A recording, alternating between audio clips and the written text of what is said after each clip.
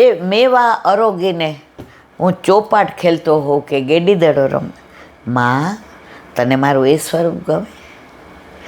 એ તો ગમે, પણ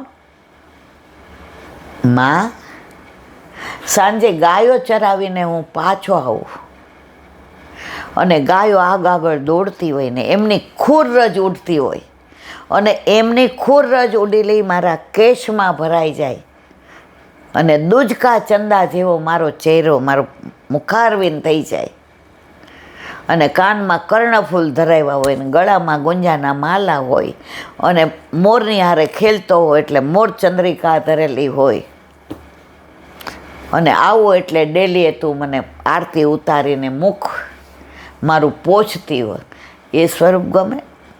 એ ગમે, પણ માં પછી તું શેન ભોગ ધરાવે અને મને પૂછે કયા વનમાં ગાયો ચરાવી, આજે ક્યાં ગયો તો? આજે ગાય ઝઘડી હતી, તને હેરાન નહોતી કરીને? આજે છાકમાં કોણ શું લાવ્યું હતું? તને શું ભાવ્યું લાલા, એ બનાવી દઈશ. હવે તું બરાબર આરોગ્ય છો ને, ભૂખ્યો નથી રહ્યો ને ગોપાલ? અને હું તારી હારે વાતો કરતો હોઉં વનની અને મને એવી ઊંઘ આવતી હોય તો ઘણી ઘડી મારી આંખો આમ ઝોકા ખાઈ જાય છે. જાગ્રત એટલે બગાસું અને હું બગાસું ખાઈ. તને મારું એ સ્વરૂપ ગમે? એ ગમે, પણ માં રાત્રે તું ડબરા ભોગ લઈને આવે, જારીજી મૂકે, તારો પલ્લું પકડીને શું ને હું તને કહેતો મને વાર્તા કર ને, એટલે તું મને ત્રેતાયુગની રામની વાતો કરે અને જ્યાં સીતાહરણની વાત આવે ત્યારે હું તને કહું ક્યાં છે મારું પ્રાણ, લાવ લક્ષ્મણ. માં વિચાર કરે શું થયું? તરત તું મને એમ છે ઓહો ક્યાં પહોંચી ગયો? અહીંયા હું અત્યારે દ્વાપરમાં છું, મા પાસે છે. માં તને એ સ્વરૂપ ગમે? માં કે એ ગમે, પણ ઠાકોરજી કે માં હું સમજી ગયો તને મારું કયું સ્વરૂપ ગમે. એક તારો હાથ ઊંચો શ્રીનાથ, સૌને બોલાવતો ઊંચો કરી હાથ, દેવી જીવોનો કરવા ઉદ્ધાર, સૌને બોલાવતો ઊંચો કરી હાથ. માં તને એ સ્વરૂપ? હા લાલા, મોકો તો વો સ્વરૂપ બલો ભા ગયો. તું એક હાથ ઊંચો કરીને બધાને બોલાવતો હોય અને પ્રભુએ એ સ્વરૂપ પોતાનામાંથી પ્રગટ કરી અને યશોદાજીની માથે પધરાવી દીધું કે તને ક્યારેય એવું નહીં લાગે કે તારો લાલો તને છોડીને મથુરા ગયો છે, પણ તને અને મારા બાબા સિવાય કોઈને આ સ્વરૂપ દેખાશે નહીં, દર્શન થશે નહીં, જતાવશે નહીં. આ સ્વરૂપ ફક્ત તારા અને મારા બાબા માટે છે. અને જ્યારે હું અહીંથી જઈશ ત્યાર પછી આ સ્વરૂપ તારી પાસે જ બિરાજશે, બીજા કોઈ આના દર્શન કરી શકશે નહીં. માં રાજી થઈ ગયા, એ સ્વરૂપને ત્યાં સ્થિર કરી દીધું, પધરાવી દીધું. અને એવી જ રીતે રે જાણે પોતાનો લાલો છે. અરોગાવાનું, નવડાવવાનું, ખેલાવવાનું, વસ્ત્ર ધારણ કરાવવાના, બધું એવી રીતે. હવે યશોદાજીને નંદબાવાને ભૂતલ છોડીને ગોલોકમાં જવાનો સમય થયો. ત્યારે યશોદાજીએ એ સ્વરૂપને પૂછ્યું, લાલા अब मैं तो को कहाँ पधराऊँ? ત્યારે ઠાકોરજીએ કહ્યું, હરિદાસવર્ય ગિરાજી મારું હૃદય છે, એ મને સાચવશે. એ મારું ધ્યાન રાખશે, એ મારી સેવા કરશે, એવો પ્રેમ મને કોઈ નહીં કરે. અને એ સ્વરૂપ નંદ યશોદાજીએ ગોલોકમાં પધાર્યા ત્યારે ગિરિકંદરામાં પધરાવ્યું.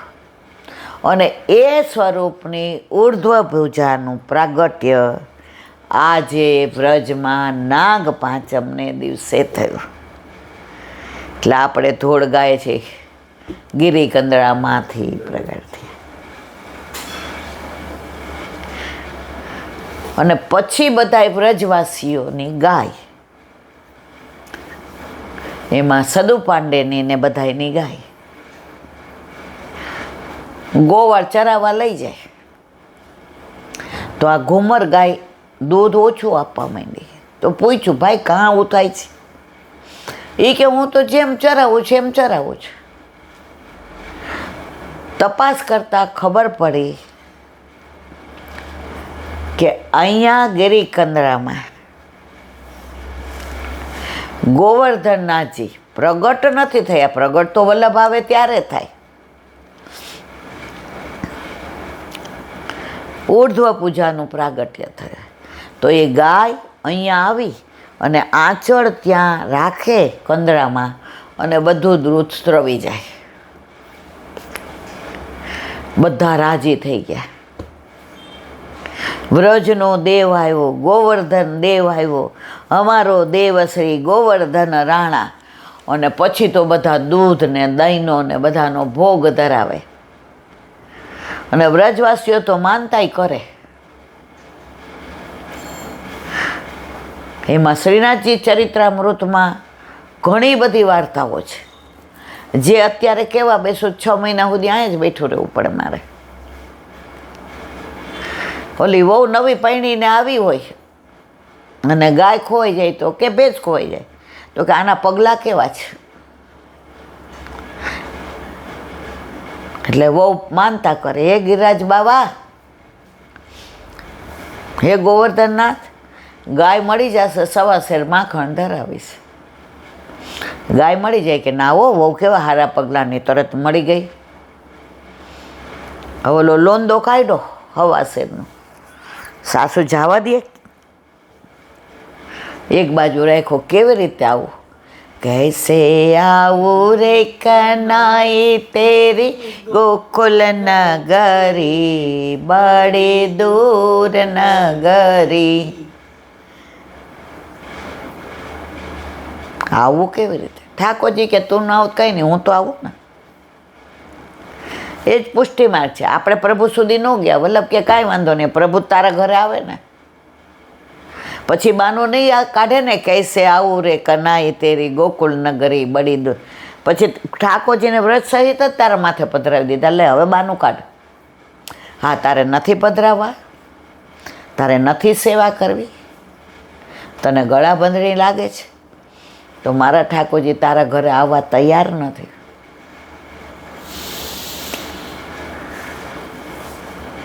જેને પધરાવવાનું મન થાય ને, એમાં પ્રભુને એના ઘરે પધારવું છે.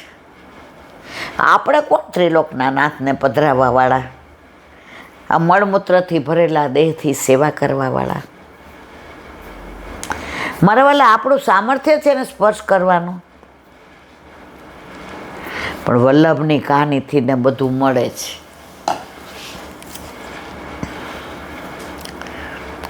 તો પ્રભુ તો આવ્યા. પેલો ગઈકાલનો લોંદો હતો એ મૂકી દીધો હવાસેર, કાઢ્યો તાજો. માજી ગયા તા મંદિરે, સસરા ગયા તા ખેતરે, ગોરધન ગયો તો પાણી વાળવા, ને બહુ એકલી હતી. પ્રભુ ડેલી ખોઈ. આવું કે દેહાનું ભાલ ભૂલવો મને ઠાકોરજીએ ઝીલી લીધી. તે માનતા કરી, તું ન આવી શકે તારી હાહુ, પણ હું તો આવી શકું ને. લે અરોગાવ. ઓલી અરોગાવે 2-3 અરોગીને ઠાકોરજી ત્રીજી વાર મુખમાંથી કાઢીને અધરામૃત દીધું. જો પ્રભુ ઘરમાં પધારે ને પછી આપણને રોજ અધરામૃત મળે છે. પણ આ લાવો ક્યારે મળે ગોપી જેવો? એટલે જ આપણામાં ગોપી ભાવથી સેવા કીધી છે. કામ કરતાં કરતાં પ્રભુને ભૂલવા નહીં, સતત પ્રભુને યાદ કરવા. એ ક્યારે બને? ઘરમાં ઠાકોરજી બિરાજતા હોય તો. બાકી હવેલીએ જઈ આવીએ સવારે, ઘરે આવીને જય શ્રી કૃષ્ણ, કઈ સિરિયલ બાકી છે, આજે કોને ફોન કરું, આજે કોના ઘરે કીટી પાર્ટી છે. પછી જીવન આપણું એમ જ પૂરું થઈ જાય. પણ જો આપણું જીવન વલ્લભ ઠાકોરજી પધરાવે તો વ્રજમાં જે ગોપીજનો સેવા કરતા એ ભાવથી આપણા કરીએ.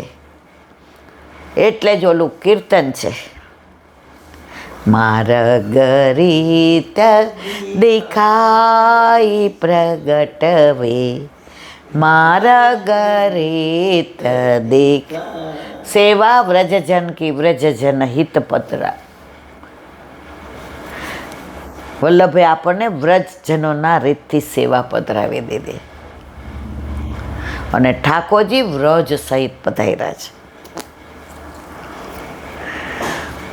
તો ગોપીના મનોરથ તો વ્રજમાં આજે પણ વ્રજવાસીઓને કાંઈ પણ હોય તો જાય ક્યાં? ગિરાજ બાબા, અમારો નાથ શ્રી ગોવર્ધન નાથ.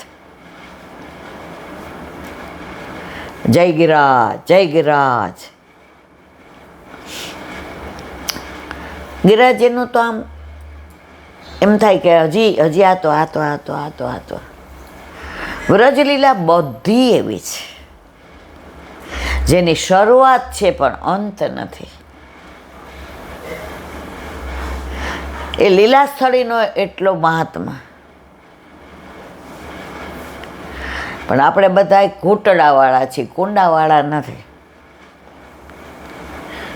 આપણે ટાઈમ ટેબલ પ્રમાણે હાલવાવાળા છીએ, ઇન્ક્લુડિંગ માયસેલ્ફ, હું પણ. હવે હમણાં બૂમ આવશે કે હાલો, એટલે આજે પછી આટલો જ સત્સંગ થાય. પણ વલ્લભની કૃપા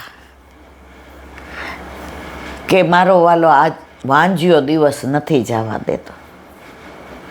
કૃપા કરે છે. નહીંતર આજે 3 વાગ્યાથી ને બીજી રાતના 11 વાગ્યા સુધી. હવે ક્યારે કરવો? ઠાકોરજી કે એમ ન હાલે ઓ માં, સવારે વહેલો કર લે. અને જે અહીંયા આનંદ લઈએ છીએ, આ બધું કરાવવા વાળા મારા વલ્લભ. करते हो तुम कन्हैया, मेरा नाम हो रहा है, सब आपके कृपा से मेरा काम हो रहा. ताजुब है जमाना. આ કસ્તીમાં હલેસાઈ નથી, નાવિક નથી દેખાતો તો કિનારે જાય છે કેવી રીતે? દુનિયાને નથી દેખાડવાનો મારો નાવિક કોણ છે ને કોણ હલેસા. મારો વલ્લભ, મારો નાવિક હલેસા મારે છે એટલે મારી નાવ કિનારે પહોંચે છે.